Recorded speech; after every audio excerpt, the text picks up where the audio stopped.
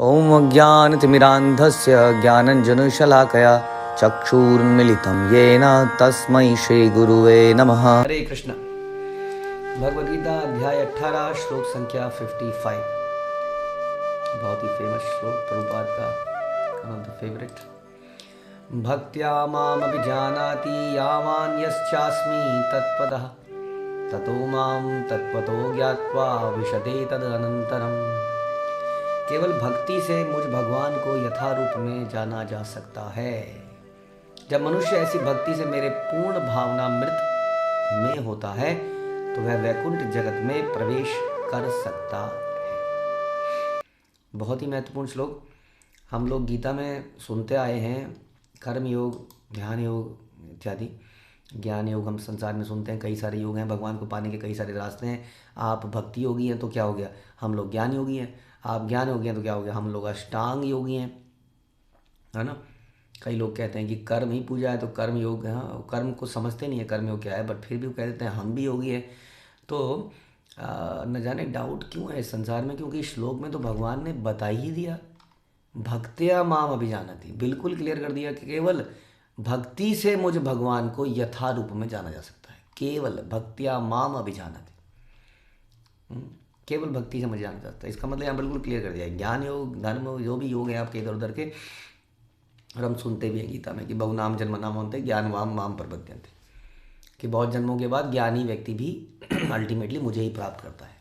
मुझे प्राप्त करता है मतलब मुझसे प्रेम करता है, मेरी भक्ति करता है, मेरी सेवा करता है मुझसे। That is Krishna telling to Arjun, मुझ कृष्ण को प्राप्त करता है। तो यहाँ पर भी भगवान ने और भी जगह बताया। 6 अध्याय के अंत में भगवान बताते हैं योगिनाम अपि सर्वेशाम मदगते अंतरात्मा।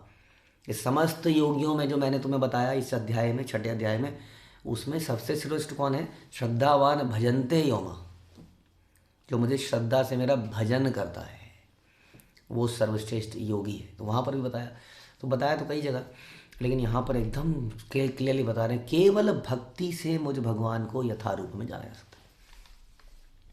और वास्तव में किसी व्यक्ति को जानने के लिए उसको अगर यथारूप में जानना है, हम सब लोगों के मल्टी फेसेस होते हैं ना। हम ऑफिस में कुछ डिफरेंट ही व्यक्ति होते हैं, हम भक्तों के बीच में डिफरेंट होते हैं, हम घर में डिफरेंट होते हैं, तो हमारे कई सारे फेसेस होते हैं। यथारूप में कौन जान पाएगा?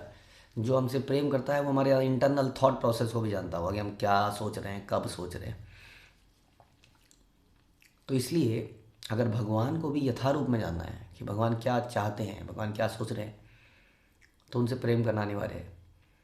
जैसे भगवान रूप गोस्वामी को कहते हैं कि हे रूप, तुम कैसे समझ गए मेरे हृदय की बात को? इसलिए हम कहते हैं कि स्वयं रूप कदा मह्यम ददाति स्वयं। तो वो कौन है? वो रूप गोस्वामी कौन है? श्री चैतन्य मनोभीष्टम, जो चैतन्य महाप्रभु के मन को जानते हैं, वो है रूप गोस्वामी। हमारे रूपानुग, हम लोग रूप गोस्वामी की संप्रदाय से हैं। तो वो भगवान के हृदय को जानते हैं क्योंकि भगवान से प्रेम करते हैं, अत्यधिक प्रेम करते हैं। हाँ, तो इसलिए भगवान कह रहे हैं कि यदि मुझे यथारूप में जानना है तब तुम्हें भक्ति करनी पड़ेगी। केवल भक्ति से मुझे जाना जा सकता है। जब मनुष्य ऐसी भक्ति से मेरे पूर्ण भावनामृत में होता है तो वैकुंठ जगत में प्रवेश कर सकता है। तो वैकुंठा जो हैं वहाँ पर एक्सीडेंटली नहीं जा सकते, वहाँ पर कोई योगी अपने चमत्कार से नहीं जा सकते, यौगिक पावर से नहीं जा सकता। कई लोग कहते हैं जो कहते हैं कि हमारे गुरु जी 150 साल से जीवित हैं, but that is not important. एक पेड़ जो है 5000 साल जीवित रहता है, यानी कि कितने पेड़ ऐसे होंगे जिन्होंने कुरुक्षेत्र के समय पर भगवान को देखा होगा, बट वो जड़ की तरह तब भी खड़े थे, वो जड़ की तरह आज भी खड़े हैं, है कि नहीं?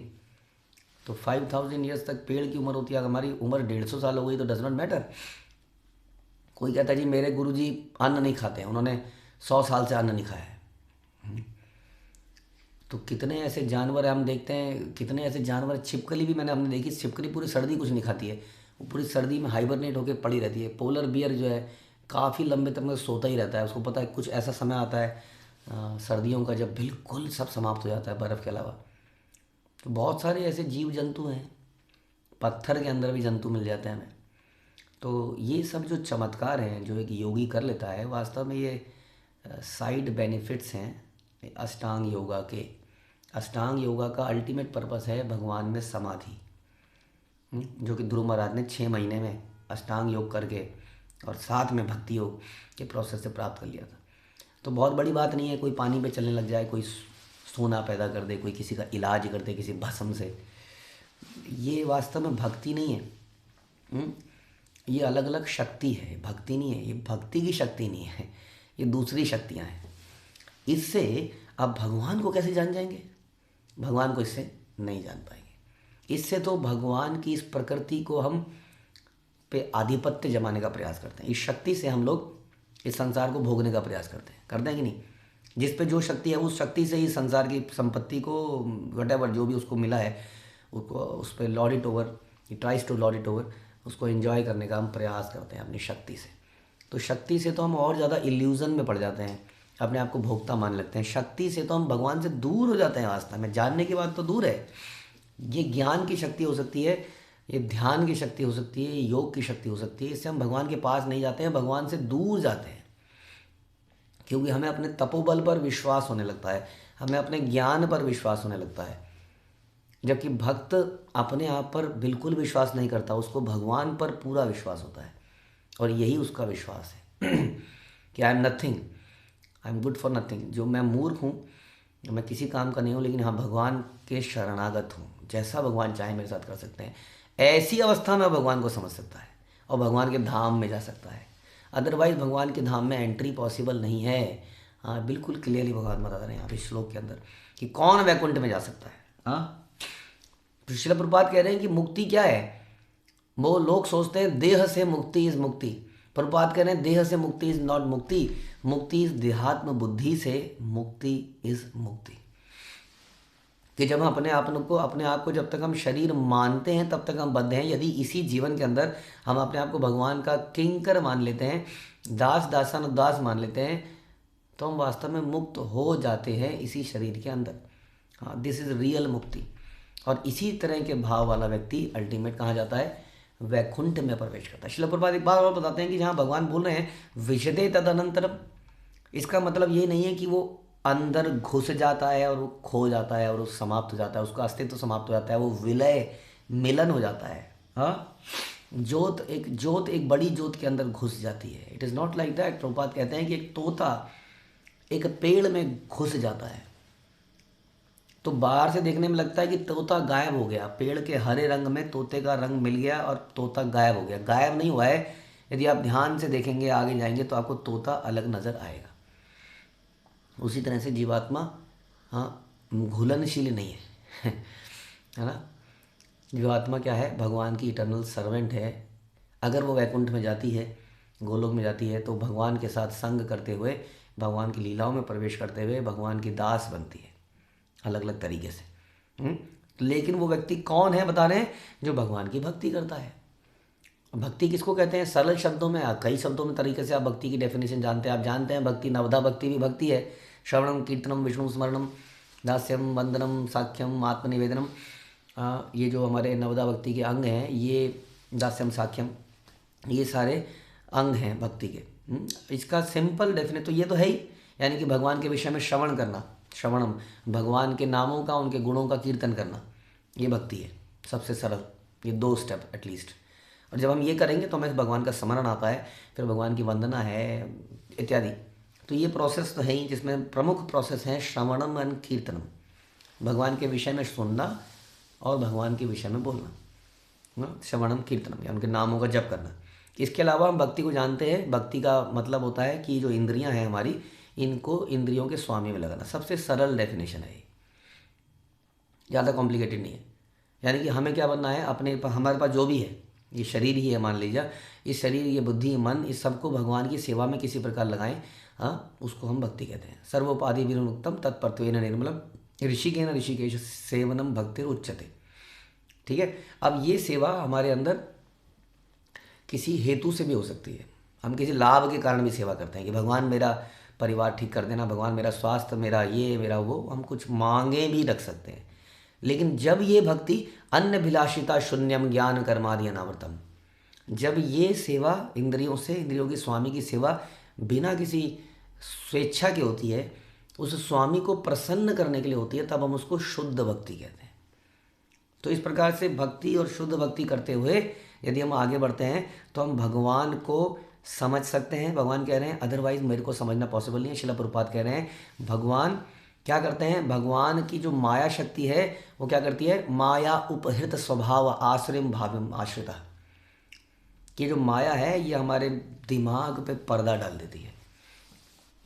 इस पर्दे के कारण हम भगवान को देख नहीं पाते हैं। भगवान हमारे सामने भी होंगे तो हम उनको नहीं देख पाएंगे। ये माया इस प्रकार का इल्यूज़न क्रिएट करती है। तो जो व्यक्ति क्वालिफाइड नहीं है वो भगवान के सामने होते हुए भी भगवान को नहीं पहचानेगा। जैसे दुर्योधन भगवान के सामने ही था लेकिन भगवान को नहीं पहचान रहा था। वो सब कुछ देख रहा था अपनी आंखों से क्या हो रहा है यहाँ पर। और ये हैरानी की बात है कि हो कैसा रहा है, ये पांडव बार बार बच कैसे जा रहे हैं, कैसे ये हमारी सेना इतनी बड़ी है, हाँ, और ये पांडव इतने कम से कैसे ये जीतते जा रहे हैं, हाँ, हाउ इट इज़ हैपनिंग। हाँ, ये अर्जुन कर क्या रहा है युद्ध के बीच में, भगवान के साथ क्या बातचीत कर रहा है, हाँ, समझ में आ रहा है उसके, कुछ तो है चक्कर। शंख बज रहे हैं, भगवान ने जब शंख बजाया तो बताते हैं कौरव लोगों ने तो तभी हार मान ली थी, हम तो गए, हाँ, लेकिन फिर भी वो पहचान नहीं पा रहा था। उसी तरह से रावण के सामने राम खड़े थे लेकिन वो राम के शरण में नहीं जा रहा था और उनकी सीता का हरण करना चाह रहा था। जैसे हम लोग भगवान की इस माया शक्ति का हरण करना चाहते हैं, उनकी सेवा में नहीं लगाना चाहते हैं। तो इस प्रकार से ये माया शक्ति क्या करती है, ये हमें प्रलोभन देती है। शराब है, जैसे शराब हमें प्रलोभन देती है, आ जाओ मुझे पी लो, मुझे पी लो। और यदि हम पी लेते हैं तो हम गए काम से। और ऐसा लगता है, हमें लगता है कि हम शराब को पी रहे हैं, वास्तव में वो हमारी बुद्धि को, हमारे चरित्र को पी रही होती है। उसी प्रकार से ये माया है। तो ये ऐसा प्रभाव डालती है जीवात्मा के ऊपर कि वो भगवान को समझने की शक्ति समाप्त हो जाती है उसकी। हाँ, तो इस प्रकार को भगवान को नहीं समझा जा सकता। हम ये समझने का प्रयास कर रहे हैं शक्तियों से, तपस्या से। वो तपस्या, क्योंकि उस तपस्या का फल मिलता है। जैसे कि विश्वामित्र को तपस्या का फल मिला, तपोबल मिला। वो तपोबल से हम क्या करते हैं, हम लोग गर्वान्वित हो जाते हैं और उसके बाद फिर अटैक करना चाहते हैं। तपोबल से हमें मेनका मिली, उन्होंने मेनका को एंजॉय करने की कोशिश करी। हाँ, उन्हें शस्त्र मिले, उन्होंने शस्त्र से वशिष्ठ पर अटैक करने का प्रयास। तपोबल का ये प्रॉब्लम है कि तपोबल से हमें मिलता है ना कुछ, तो हमारे दिमाग खराब हो जाता है। उसके बाद हम सारे तपोबल को मिस यूटिलाइज कर देते हैं। हाँ, ये समस्या है। लेकिन भक्ति में, भक्ति डे वन से सिखाती है कैसे आप दास दास दासानुदास बने। इसलिए दिमाग पे चढ़ती नहीं है कभी, ये प्राइड नहीं आने देती हमारे अंदर, ये सिखाती हुई है। इसमें सिखाया जाता है कि जो सबसे निम्न है, जो दासानुदास है, भगवान को बड़ा प्रिय है। हाँ, इसलिए भगवान को दीनानाथ, जो हृदय से दीन है, पैसे की दीनानाथ की बात नहीं करते हैं वहाँ पर।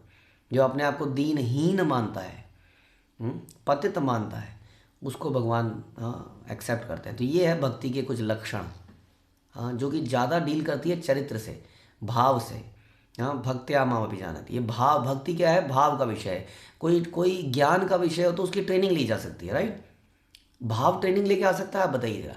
क्या हम भाव को ट्रेनिंग से पैदा कर सकते हैं? नहीं कर सकते हैं। भाव कैसे पैदा होता है? भाव तो भाव वाले व्यक्ति के साथ रह के हो सकता है। इसलिए प्रभुपाद एक और बात बोल रहे हैं कि यदि आपको भक्त बनना है तो आपको भक्तों की शरण में जाना पड़ेगा। बिल्कुल क्लियरली प्रभुपाद लिख रहे हैं। प्रभुपाद ने बड़ा अच्छा प्रपट लिखा है इसमें।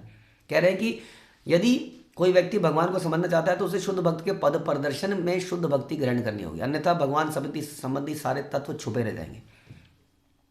हाँ, एक भक्त के पद प्रदर्शन पर वो चलता है, पद दर्शन पर चलता है। अब ये व्यक्ति कौन कर सकता है? किसी को फॉलो करना बड़ा मुश्किल काम है आजकल की डेट में, क्योंकि उसका सर्वेंट बनना पड़ता है। इसलिए जो सरल हृदय का व्यक्ति होगा, जो दासानुदास बना, वो व्यक्ति ही भक्ति कर पाएगा। कोई दूसरा व्यक्ति, भक्ति इतनी आसान नहीं इतनी लगती है, इसके प्रोसेस बड़े आसान है। लेकिन ये जो लाइन डाल देते हैं ना बीच में, गुरु की शरण, भक्त की शरण, ये अच्छा नहीं लगता है। अरे ठीक है जी, टीचर, यूनिवर्सिटी में जाओ, टीचर पढ़ाएगा, हम पढ़ लेंगे। आप बताइए, कोई कोर्स हो रहा है, भक्ति शास्त्री कोर्स करा लीजिए, कोई भक्ति वैभव कोर्स करा लीजिए, कोई इधर उधर का कोर्स करा लीजिए। कोर्स करने से भक्ति नहीं आती है, ज्ञान आता है। और शरणागति से भक्ति आती है, वो भक्ति है। नॉलेज लेना और शरणागति में जाना डिफरेंस है। हाँ, यहाँ पर गुरु और भगवान के भक्तों के हम एक्चुअली में दास बनने का प्रयास करते हैं, ज्ञान अर्जित नहीं करते हैं। ज्ञान अर्जित करके भाव पैदा नहीं हो सकता है, प्रोसेस समझा जा सकता है। लेकिन प्रोसेस जिसमें भाव नहीं है, उसका कोई लाभ नहीं, वो भक्ति नहीं कही जाती है।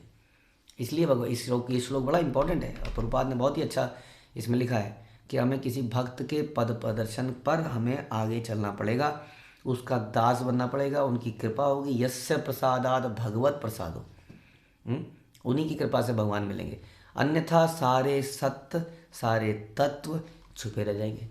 इसलिए भगवान कहते हैं यो में भगवान कहते हैं कि जन्म कर्म च में दिव्यम यो में तत्वता, जो जो इसको तत्व रूप में जानता है, मेरे जन्म और कर्म को तत्व रूप में जानता है।